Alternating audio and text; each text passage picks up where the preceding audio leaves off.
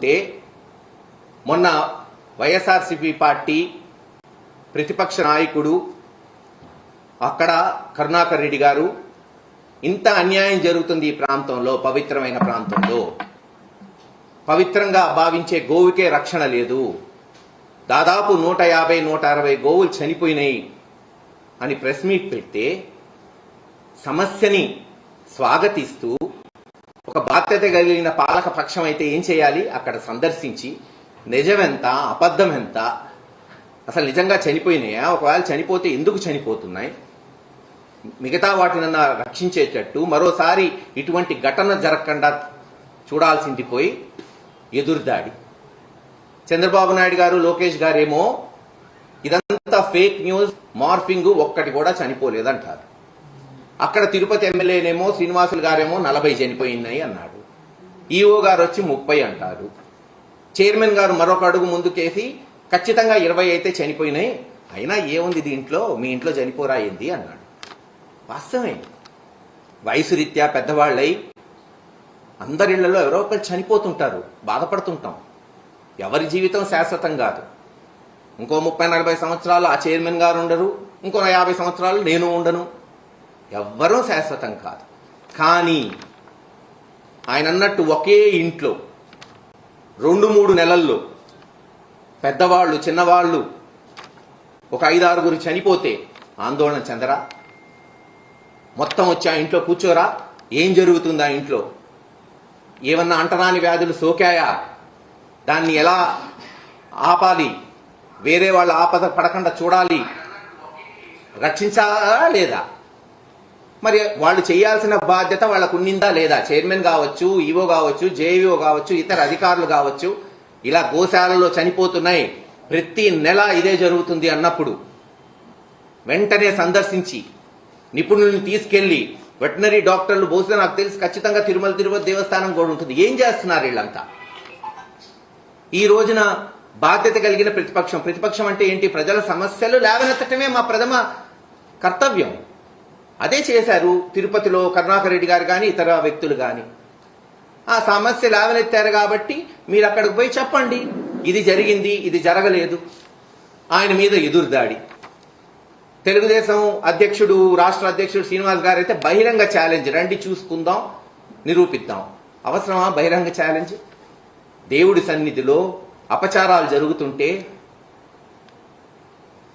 అత్యంత దయనీయమైన పరిస్థితులుంటే దాన్ని సరిచేయాలి. ఆయన వచ్చి అక్కడ ఇలా కాదు, ఇలా చేయండి, సలహాలు సూచనలు ఇవ్వండి. లేదు కరుణాకర్ రెడ్డి గారు మీరు ఇంతకుముందు చేశారు, మీ సూచనలు కూడా ఇవ్వండి, ఇంకా మంచి వ్యవస్థను తీసుకొస్తాం అని చెప్పాల్సింది పోయి ఎదురుదాడి.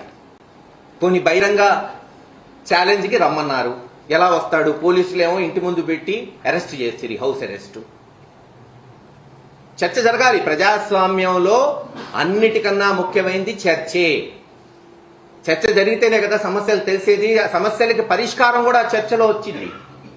చర్చ జరిపించాల్సిన బాధ్యత అధికార పక్షానికి. ప్రతిపక్షంలో ఉన్న వాళ్ళని పోలీసులను పెట్టి ఇంట్లో అరెస్ట్ చేసి చర్చ పెట్టమంటే ఎలా చర్చ జరిగింది చెప్పండి? ఇప్పటికీ ఆలస్యం కాలేదు, వచ్చినన్ని టీవీలు ఉన్నాయి, పెట్టండి చర్చ. అటు ఎవరైనా రావచ్చు, ఇటు కరుణాకర్ రెడ్డి గారు వస్తారు, చర్చిస్తారు, ఏం జరిగింది, ఎలా చెయ్యాలి కూడా సూచనలు తీసుకోండి. పవన్ కళ్యాణ్ గారిని కూడా మేము డిమాండ్ చేస్తున్నాం. సనాతన ధర్మం అని ఘోషిస్తున్నారు. ధర్మం అంటే కాషాయ బట్టలు వేసుకొని మైకుల్లో చెప్పటమే కాదు. ధర్మో రక్షతి రక్షిత, ధర్మాన్ని నువ్వు రక్షిస్తే అది నిన్ను రక్షిస్తుంది. మనుస్మృతి ప్రకారం ధర్మానికి 10 లక్షణాలు ఉంటాయి. ఏంటది? ధైర్యం, క్షమ, సత్యం, దొంగతనం చేయకపోవట, స్వచ్ఛత, ఇంద్రియాలను నియంత్రించుకోట, బుద్ధిని సద్మార్గంలో తీసుకెళ్లట, జ్ఞానాన్ని పెంచుకొనుట, లేదు సత్యం మాట్లాడుట, శాంతంగా ఉండుట. ఇవి ఎక్కడన్నా కనపడుతున్నాయా? మైకులు ఎత్తి అమనాభూతులు, విమర్శలు, ఎదురుదాడులు తప్పితే ఈ 10 లక్షణాలు ధర్మాన్ని రక్షిస్తాయి, ధర్మాన్ని నిలబెడతాయి ఈ దేశం. ఎస్, మేమేమనుకున్నాం? కరుణాకర్ రెడ్డి గారు ఇచ్చిన వెంటనే చంద్రబాబు నాయుడు గారు సరే ముఖ్యమంత్రి గారు ప్రతిదానికి పోవక్కర్లేదు, లోకేష్ గారో పవన్ కళ్యాణ్ గారో అక్కడికి పోయి, ఎందుకంటే తిరుపతి, తిరుమల, గోవు సెంటిమెంట్లే కాదు, అన్ని రకాలుగా భావోద్వేగాలతో కలిగిన అంశాలు ఇవన్నీ. ఒక సీరియస్ ఇష్యూకి వాళ్ళు పోయి ఈవో వల్ల కావట్లేదు, చైర్మన్ గారి వల్ల కావట్లేదు, అధికారుల వల్ల కావట్లేదు, ఇంక ప్రజలు ఎటువైపు చూడాలి చెప్పండి? ఆ దేవుడి వైపే చూడాలి.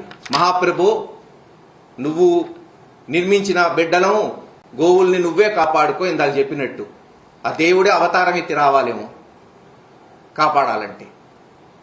ఎప్పటికైనా కళ్ళు తెరవండి. ఇచ్చిన మాటలు ఇటు పక్కన పడేశారు. ఎలక్షన్కి ఇచ్చిన మాటలు జనం అదే అంటున్నారు. ఎలక్షన్కి ఇచ్చిన మాటలు నట్టేటిలో ముంచి ప్రజల నోట గడ్డ కొట్టి సొంత వారికి దోచిపెట్టి సభలకు ఎక్కువాడు సచ్చు పెద్దమ్మరా అంటున్నారు. ఆలోచించండి. అవి ఎటు పోయినాయి, వదిలేశారు. కనీసం ఇటువంటి సమస్యల మీదైనా స్పందించండి. వెంటనే దీని మీద చర్యలు చేపట్టండి. మీ టైం అంతా వైఎస్ఆర్సీపీ నాయకుల మీద కేసులు పెట్టామా, సోషల్ మీడియా వాళ్ళని అరెస్ట్ చేశామా, జగన్మోహన్ రెడ్డి గారిని బూతులు తిట్టామా, దీనికే అయిపోతుంది 9 నెలలు. దీనికే అయిపోయింది కూడా.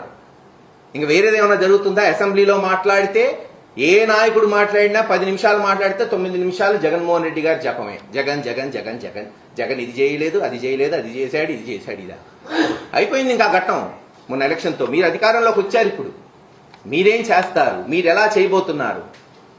ఇచ్చిన హామీలు ఎలా నిలబెట్టుకుంటారు? ఎప్పటి నుంచి డబ్బులు ఇవ్వబోతున్నారు? ఈరోజు వచ్చి చూడండి, పల్నాడులో రైతులు, కేవలం వైఎస్ఆర్సీపీ రైతులు కాదు, ఎందుకంటే పార్టీల పరంగా చూడమంటున్నాడు చంద్రబాబు నాయుడు గారు. తెలుగుదేశం రైతులు తిట్టుకుంటున్నారు. అప్పులు పాలై కుదేలై మిరపబోయ, కందిబోయ 20,000 ఉన్న మిరప 9,000కి వచ్చింది. కంది అదే పరిస్థితి. బీబీటీలు అయితే 1800 కొనేవాళ్ళు ఈరోజు 1300 కొంటున్నారు. కనీసం జగన్మోహన్ రెడ్డి గారు ఉంటే ఆ రైతు భరోసా కింద 13,500 అన్నా ఇచ్చేవాడుగా. చంద్రబాబు నాయుడు గారు ఏం చెప్పాడు? నేను 20,000 ఇస్తాను, జగన్మోహన్ రెడ్డి 13,500. ఏది 20,000 చెప్పండి? పోయిన సంవత్సరం 20,000, ఈ సంవత్సరం 20,000 కలుపుకుంటే 40,000 ఈరోజు ఇవ్వండి. కాపాడండి. ఆ రైతుల్లో 50% మీకు ఓట్లేసిన తెలుగుదేశం రైతులు ఉన్నారుగా, వాళ్ళు అడుగుతున్నారుగా. ఫీజు రీఎంబర్స్మెంట్, కాలేజీలు అయిపోయినాయి, టీసీలు తీసుకొని వెళ్ళిపోవాలి, ఇంకా ₹1 కట్టట్లా కాలేజీలకి. అమ్మఒడి అంతే పరిస్థితి. ఒక్క పథకం ఆచరణలో ఇదిగో బ్రహ్మాండంగా చేశాం. ఫ్రీ బస్ అన్నారు. ఆ బస్సు ఎక్కడ తెలంగాణలోనే ఆగిపోయినట్టుంది, ఆంధ్రాకి రాలా ఇంకా ఫ్రీ. ఇలా ప్రతి విషయం ఖచ్చితంగా బాధ్యత కలిగిన ప్రతిపక్ష పార్టీగా జగన్మోహన్ రెడ్డి గారి నాయకత్వంలో వైఎస్ఆర్సీపీ నాయకులు అందరం కూడా ప్రజల పక్షాన నిలబడతామని గతంలో చెప్పా. పాలక పక్షమా ప్రతిపక్షమా కాదు, మాకు అధికారంలో ఉన్నా ప్రజల పక్షమే, ప్రతిపక్షంలో ఉన్నా ప్రజల పక్షమే. నిలబడతాం.